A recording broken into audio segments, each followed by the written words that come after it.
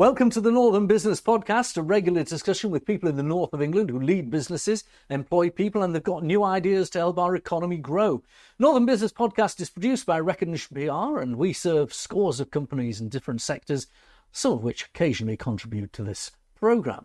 Now, we're kindly sponsored by Virtue Motors, which is one of the top automotive retailers in the UK, with a network of dealerships representing some of the world's most popular brands. It also owns the successful commercial vehicle retailer Vans Direct.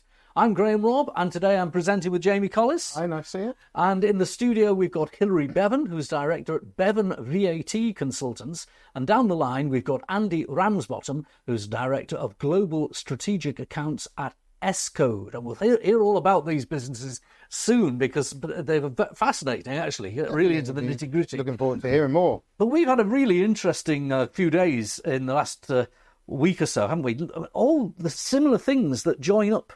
Yeah, it's been very sort of energy focused. Both we're putting our energy into a lot of things, but we were both working at a conference, Northeast Critical or Future Resources Conference, which is all about critical minerals and how the critical minerals that are available, particularly in the north of England, are going to enter the energy supply chain, things like battery storage and batteries used in EVs.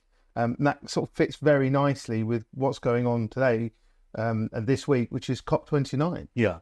And we just look at the Critical Minerals Conference first. I was privileged to be asked to chair it, but I certainly had to do my homework because when you really get into the nuts and bolts of it all, finding these critical minerals is essential to the future prosperity of countries. And China has bought up a lot of the critical mineral supplies in the world, both in Africa, South America, and in China itself. And there is a rush to get them. And EVs are really a totem for it because they use lithium and magnesium and cobalt in the batteries. But it isn't just EVs that use this. It's battery technology in households, from robot lawnmowers to battery storage. There's a huge demand for it as the world electrifies. I think out of all those countries that you mentioned, the UK has a in comparison, very small amount of deposits. However, what it does have is enough to allow us to generate our own industry and not rely so much on imports, which is always a good thing for any economy. So that was really interesting to hear how these companies are looking at extracting it, not mining it. That's a really important thing to say as well, to extract it, to find ways of bringing things like lithium out from water underneath the hills in the north of England. That's really fascinating to see how they're doing it, that in a green way, to help a green industry. Yeah, they're calling it brining, not mining, which is the line. I think you might have come up with that line, but certainly you've been pushing it, haven't you? And they're taking the lithium out of deep geological wells, which were discovered in the North Pennines and in Cornwall. And there was a lot of information about the government's National Wealth Fund, which is being used in Cornwall and might elsewhere in the country as well. And then the other interesting element of that was the cost. Of course, like oil, the mineral has to be valued at a certain price to make it worthwhile extracting. And the extraction facility in the North Pennines, they're talking about maybe extracting £1.6 billion worth of lithium over the lifetime, but that only equates in tonnage to 10,000 tonnes, so it is a very valuable commodity. It certainly is. And it just shows, again, not just for EVs, but for battery storage, particularly in things like people's homes. And there was one presenter who talked about a town in Scotland, about how they could transform this one town by moving away from gas and putting in battery storage, air source heating and all that sort of stuff, all that requires this sort of materials. Obviously, that's very topical this week with what the government announcing in terms of boiler ending of new boilers in homes and all that sort of stuff. Yeah, so let's look at that. COP29 is on in Baku, and Keir Starmer has said he wants to get to 81% of 1990 emissions. Yeah. So reducing it by 2035. There's also, this government is pulling forward to 2030 the EV mandate, which talks about electric cars, not petrol. And then they're also introducing a date now of 2027, so only 3 years' time, when all new homes will have to have air source heat pumps or some non-gas heating. And that's quite an ambition. I think all this is important, don't get me wrong, but it's all happening very, very quickly. And there may be a case of more haste, less speed to be able to do some of this. They're talking about building 300,000 houses. Is there going to be the infrastructure there to be able to power these houses? Not just electricity connections through the network, but battery storage capabilities, plus all these EV cars are there. Is there the infrastructure for that? So the ambition is great, don't get me wrong, but you've got to do everything. And I think the thing is, with the political climate, we just had Donald Trump, who won in America, and he's going to drill for oil. But he also is going to stop the EV mandate and say it's up to the market to decide whether it's EVs or whether it's petrol cars. And you can't suggest in this climate, in public circles, that some of the targets are wrong without being accused of being a climate change denier. I certainly am not a climate change denier, but I want us to get there in a sustainable way without pricing people who can't afford an EV off the road, or pricing people who maybe just need to repair or replace their boiler into a more expensive heat pump. It's got to be done with consent and with the ability of people to afford it. Definitely. It's certainly going to be a challenge. As for that. But we could talk about this. We've got to talk to our guests. So we've got to talk to our guests. That would be rude. They've come all the way to talk to us today, so it'd be great to introduce them again. So, Hilary, thanks again for being here. So you're Director of Bevan VAT Consultants. Give us your 30 seconds elevator pitch. What does your business do? So, thank you very much both for having me. It's really great to be here. So what Bevan VAT Consultancy does is what it says on the tin. Helps mainly accountants, but also individual businesses with any VAT question they may have. So it might be, we've bought a pub, we're converting it into flats. How much VAT should we pay on the work? Can we get that VAT back? Do we have to pay VAT when we sell it? It might be someone who's developed a new food product, a flapjack or something. Is it 20% VAT because it's confectionery? Is it zero rated because it's food?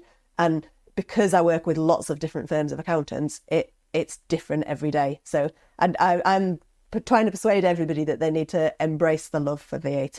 Could we be having the Jaffa cake conversation? Yeah. Could we be having the Jaffa cake? You can't talk about VAT without mentioning Jaffa cakes, can you? Well, welcome to Andy Ramsbottom as well. Now, Andy works with Escode. I'm not going to try and explain it, but once you do, people will realise how fascinating it is. Tell us about Escode, and where are you based as well? You're welcome. Thank you for having me. I've been with NCC Group for 20 years, and I've already made the first mistake there by saying NCC Group. We're at Escode, which is part of NCC Group and the software division of NCC itself. And Escode is the world's leading and largest provider of software escrow solutions. And indeed, we are pioneers of that service. And for those that are listening to this podcast, be familiar with the National Computing Centre in Manchester that was on Oxford Road, adjacent to the BBC building. That was where we were born out of. We've since moved our headquarters, still in Manchester, but we provide our services across 35 offices globally and work in 135 different countries. And so what is software escrow? Well, it's a way of ensuring the continuous availability of critical third-party software applications. And we achieve that by acting as an independent third party sitting between the developers of a piece of software and then the end users themselves to mitigate the risks between vendor failure, essentially. Escrow is an American term, and anyone that's bought a house in America, not that I have, but my daughter has, and she was explaining how escrow works. And it's basically a safe harbour for both people's assets in terms of buying a house, their money, but in terms of a business, their data is now a tangible asset that needs to be protected and harboured. Absolutely, and it's those critical assets that a business might not necessarily have access or ownership to, that they would need in the event of a third-party failure, for example. You made a reference to data just there, but most importantly, and what we handle is the source code for third-party applications. And the source code, in its simplest terms, is the building blocks of a software application. So those organisations, be it a financial institution, a supermarket, anyone that's using a piece of software, they will not have access to that source code. And if in the event of a third party failing, they would need access to that and the intellectual property behind that. And Escode holds just that in escrow. In my experience from doing quite a bit of work for clients in the PR world on corporate finance transactions, we normally talk about the advisors that are working there, which is normally CF specialists and lawyers and stuff. But I was reading some stuff say that you're also involved in sort of the M&A process as well, and the validation of that when it comes to private equity and VC investment in these companies. So how does that work with that source code and that software? Sure. In the M&A world, they use our services, more of our technical consultancy services, to do the due diligence of the software that they would either be acquiring or merging the two companies with. So one of our skills is that with our in-house team, we will work with the developers of the organization to capture the knowledge behind how a piece of software is written and built. So as documentation around that as well is key.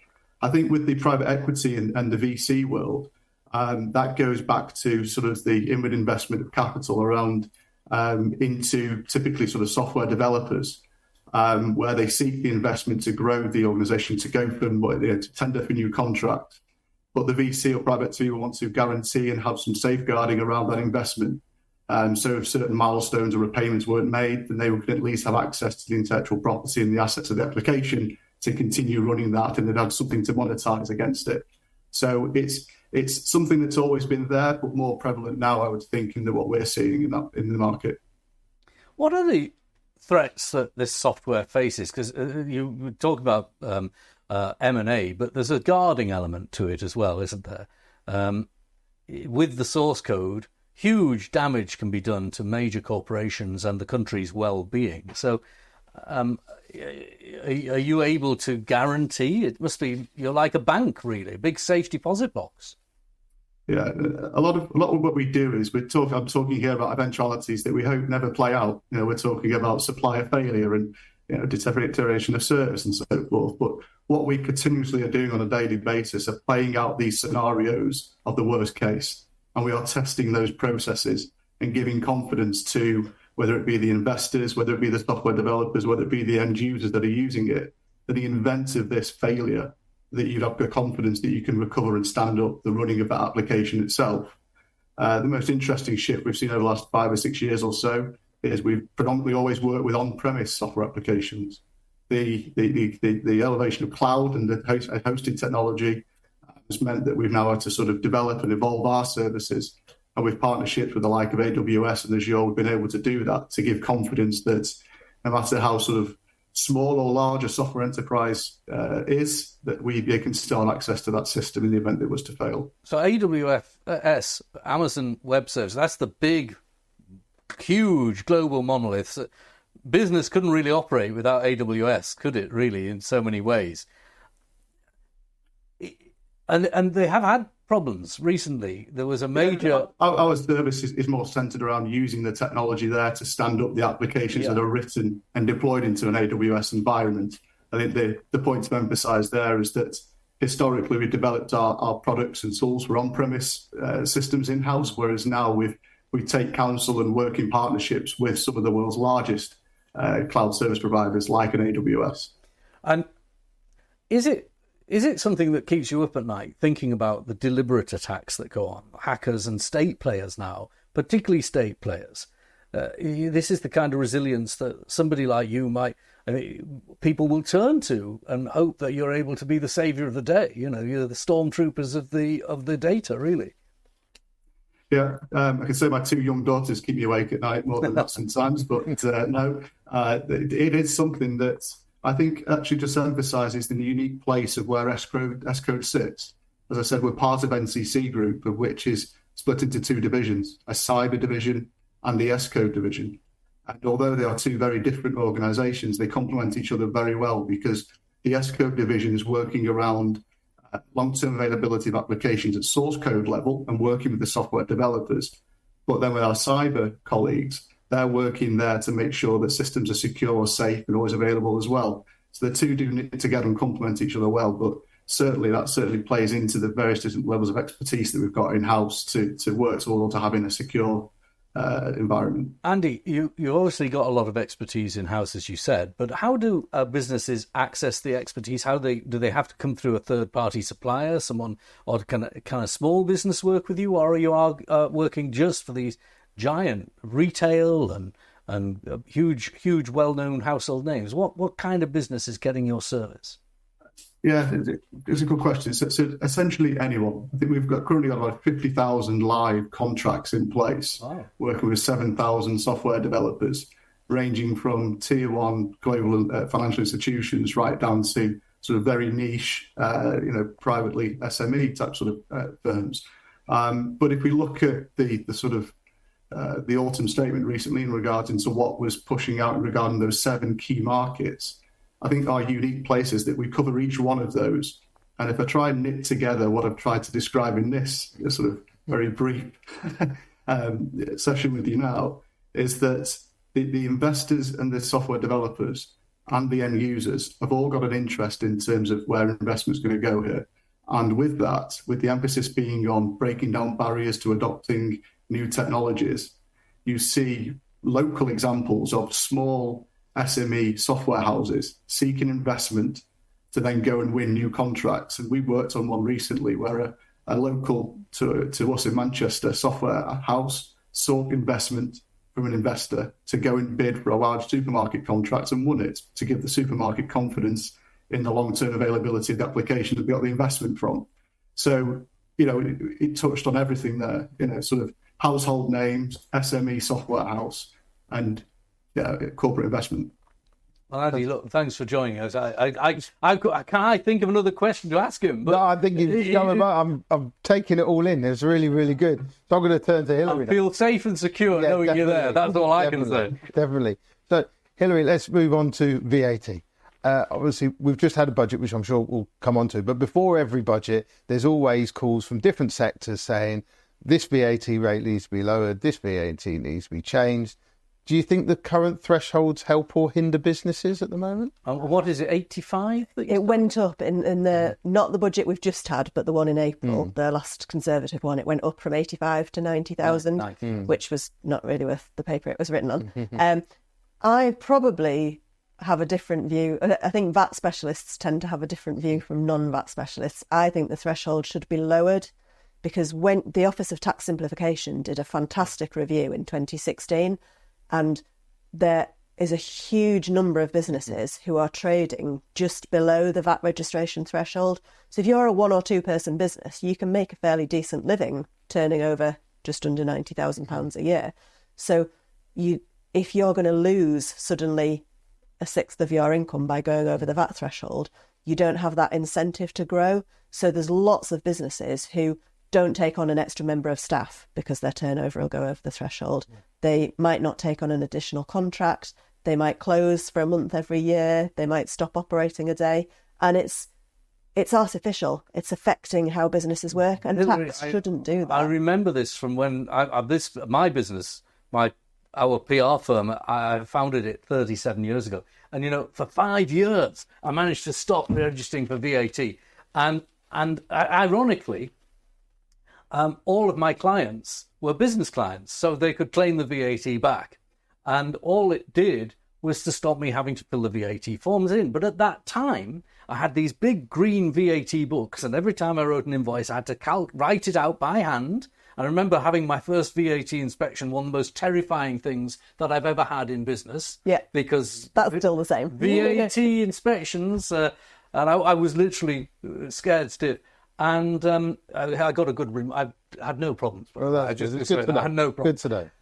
But, and so I agree with you, for businesses that trade with businesses, because when I actually registered for VAT, I managed to claim back VAT on loads of the things I'd bought. Yeah. And you automatically think about the bureaucracy of it, or the artificial way in which you may have to increase your prices or what have you, but actually you get it back. Yeah, and it's definitely harder for businesses who are trading with the public rather than B2B. Yeah, if you're a painter and decorator, that's very different. Exactly. Then you can't necessarily put your prices up by 20% just because you've VAT registered. But at the moment, you could have a painter and decorator who's earning 85,000 a year is actually in a better position than one who's earning 90,000 a year, because the second one has to VAT register. And that doesn't feel fair. Whereas if we lower the threshold, so most businesses are caught by it, it would even the playing field. It would be a lot fairer. But coming with that, the system would need to be simplified, because you talked about the hassle of becoming VAT registered and what you had to do. Yes, some of it is more straightforward now because a lot of the accounting software will calculate the VAT return for you. As long as you put your sales invoices in, you put your purchases invoices in, it'll do it. But even just the process of registering for VAT, 2 years ago, it took 2 days. Now it takes a minimum of 2 months. Yeah. And that's very interesting. I didn't know that. No, I didn't. It's absolutely ridiculous. Just HMRC are so under-resourced. So registering for that isn't something that should be complicated. That should be very straightforward. And it's causing businesses no ends of difficulty. If you think of the private schools who are now having to register for VAT, they've only got 6 or 7 weeks till that kicks in. I don't think they're all going to be. Yeah, and that, by the way, that is something that where customers flash up the Daily Telegraph from today, the day we're recording this, and you'll see that there's already been more pupils leaving private schools than was predicted as a result of this increase in fee. Yeah, and it's difficult, I suppose, because you're always measuring on what might happen, and you don't know how many are going to move. You don't know how many might have been moving anyway. You don't know how the schools would adapt. So some schools have said straight away, if there's VAT on it, we're just increasing all our prices by 20%. Some have said we'll actually absorb some of it because, as you said, you can get the VAT back on your costs once you're VAT registered, so you don't have to put your prices up by 20% to cover all of it.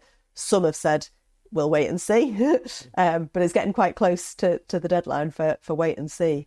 Can I ask you a few pop quiz questions that I've had to encounter in my business life about VAT?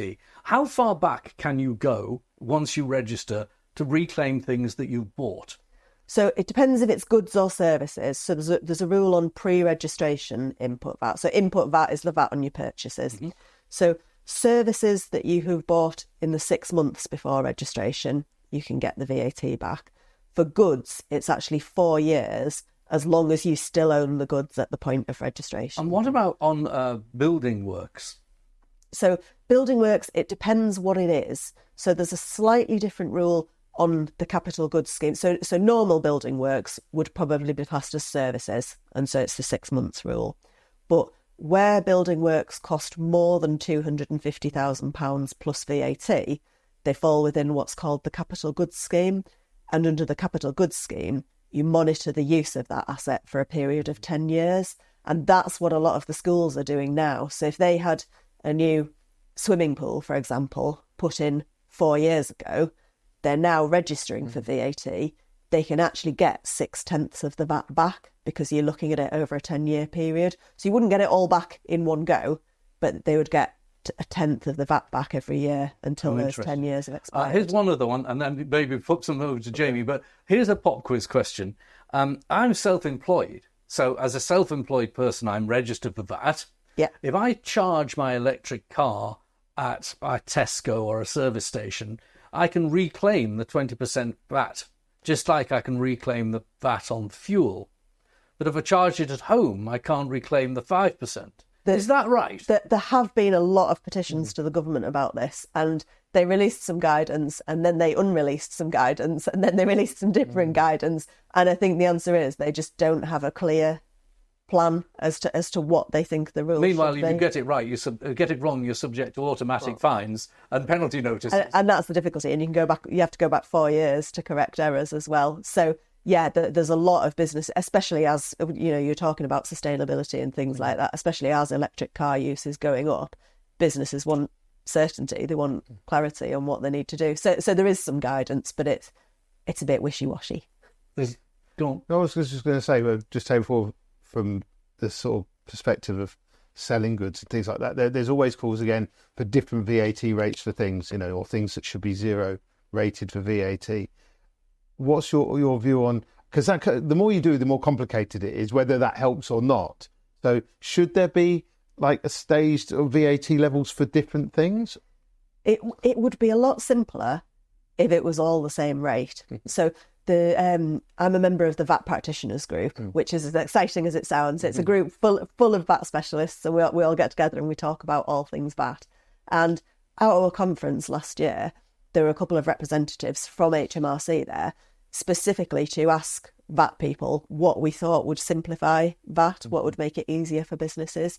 And we all said it's those different rates that cause the problems. Because, food is a really good one. You have Jaffa cakes. If it's a chocolate-covered biscuit, it's vatable. If it's a chocolate-covered cake, it's zero rated.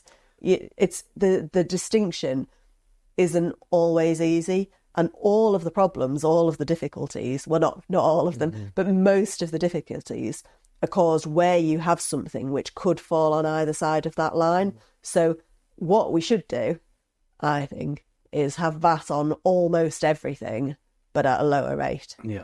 Because it's always the first thing that's called for. Hospitality says, dinner, food, if you eat out, should be at 0 or 5%, and drink should be at this and that. And so it gets everybody out and doing stuff. But it would just be more complicated for them to administer. It's more complicated, and it's the cost as well. So I was at a conference last year. We were celebrating 50 years of VAT, because we've had VAT since 1973. And the head of HMRC at the time was speaking, and someone asked him about all the things, because one of the things that people were trying and make Brexit sound as if it was actually a good idea was that we could make our own rules when it came to VAT. We didn't have to follow the EU. So they said, everyone has given you these ideas for what we can do. Now we can do anything. And he said, the trouble is, if we agreed to everything that people have suggested, it would cost £150 billion. Yeah.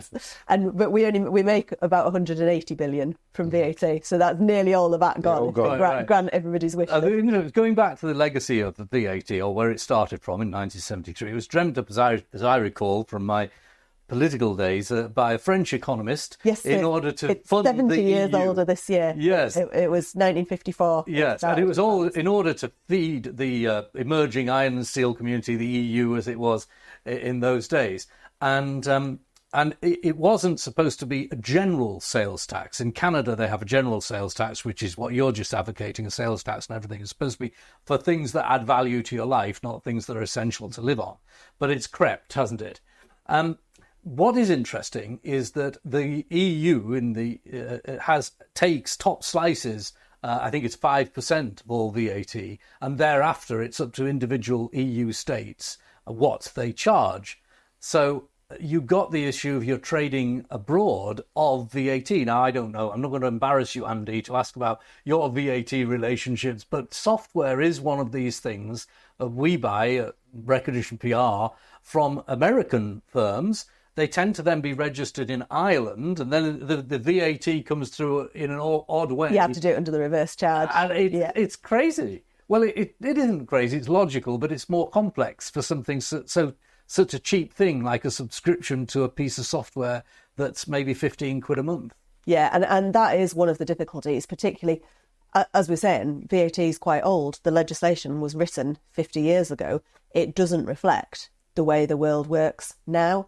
And the EU have been working on e-invoicing, which they've just agreed last week is going to happen, is going to be in place by 2030. So all businesses, every invoice they raise has to be in this e-invoice format. And I think the intention is it will go to the tax authority as it is issued. And so you're doing real-time reporting that is news. of every transaction. We're not in the EU. But if we want to trade with the EU, which we obviously do, we're going to have to do it. So we need to do some catching up, because we've announced a consultation that's starting in January. It's fascinating and horrific at the same time. But that's one of the things that we need something which covers all countries. And part of the problem at the moment is the e-invoicing is being brought in quite a few different countries, but they're all doing it differently. Yeah. And actually finding out how it's going to work cross-border is going to be challenging. I'm glad I'm not in charge of doing that. Andy, you can say no, but have you got anything to comment on this when it comes to trade? Do you trade from Manchester with 20% VAT, or is it... You were very kind in not going direct with any VAT questions on me earlier. Now you've gone straight in on one. But I'll stick to the subject matter that I know. Well, you definitely gave us the right answers. Well, look, Hilary, Andy, thank you. Thanks, Jamie. No, thank you. Thanks, if you want to be on the Northern Business Podcast, do get in touch with us. You can get in touch with Recognition PR on LinkedIn. We'd love to hear from you. Thanks to the podcast producers and also to Robin Campbell, our technical operator. Join us next time for the Law of the Business podcast. Don't miss episodes. You can like, rate, or subscribe on YouTube or wherever you get your podcasts.